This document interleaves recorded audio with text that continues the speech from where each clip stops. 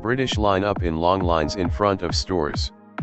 The high demand for some products has caused citizens in Britain to line up in long lines outside some stores, after the authorities in England eased the closure restrictions imposed 3 months ago due to the corona epidemic. Long lines have queued outside Primark clothing stores in London and Birmingham, since early morning, and ahead of the time it opens at 8 a.m., according to reports.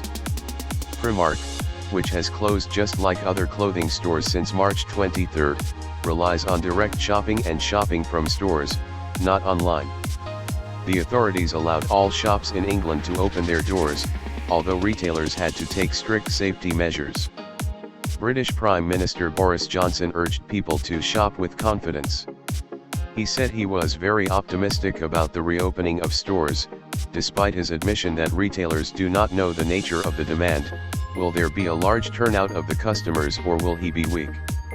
Although foodstuff stores, pharmacies, banks, and retail commodities retail stores have received an exception and have remained open, large sectors of business centers have been closed since March 23, including libraries, clothing stores, barber shops, and others. The Primark store in Birmingham. PA Media. Many shoppers lined up in front of the Primark store in Birmingham, which was completely closed since March 23. Boris Johnson announces the opening of retail stores in the middle of next month.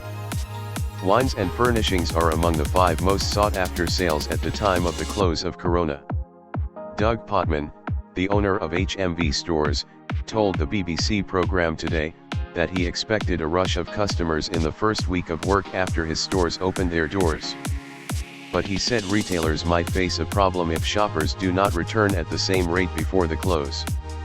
He added, "If you have the same level of cost to run a business but sales have decreased by 20%, this makes many companies unsustainable."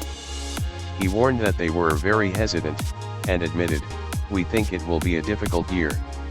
The retailer was asked to put transparent plastic barriers in the places of cash, and to mark signs on the floor to keep shoppers within 2 meters of each other, procedures that became normal in supermarkets. Other procedures will include instructions not to touch the goods unless the customer has already purchased them, and to sterilize the shopping carts after each use.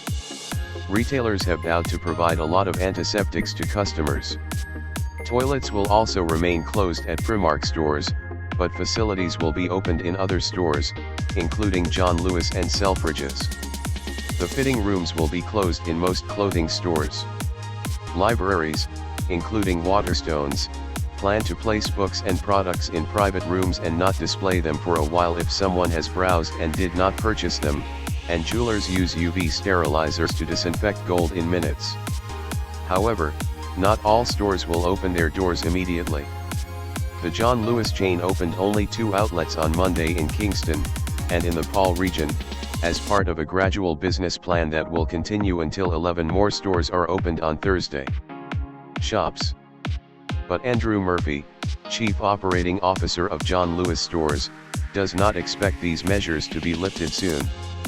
He said, "We expect this situation to continue in the fall and possibly winter, so we need to think in the future about how to behave when the weather is not beautiful." Many stores encourage customers to make purchases remotely through electronic payment cards, while increasing the allowable limit to £45. The Arcadia Group, which owns Topshop, Miss Selfridge, and Dorothy Perkins, has said it will not accept cash.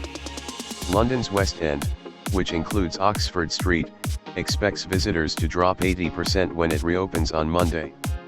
The British Retail Association, the trade body representing the retail sector, has warned that reopening may not provide any immediate support to the sector. EPA's Barber Shop England will not allow hairdressers, hotels, and cinemas to open their doors before July 4, said Helen Dickinson, chief executive of the union.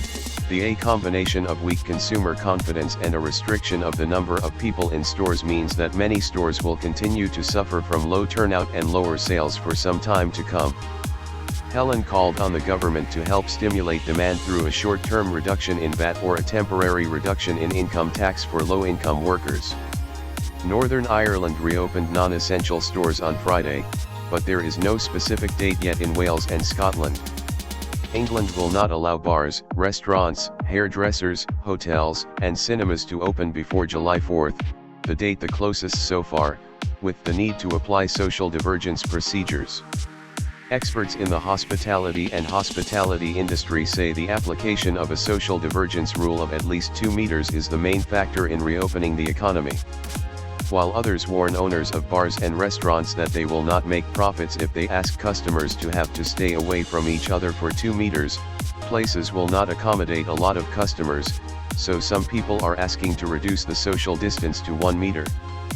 Prime Minister Johnson was tasked with conducting a review of the 2-meter spacing rule, saying that there was a margin of maneuver with the decrease in the number of new cases of coronavirus. The government is under intense pressure to move the economy with fears of a new wave of job losses in light of approaching the end of the support program that supported about 8 million workers.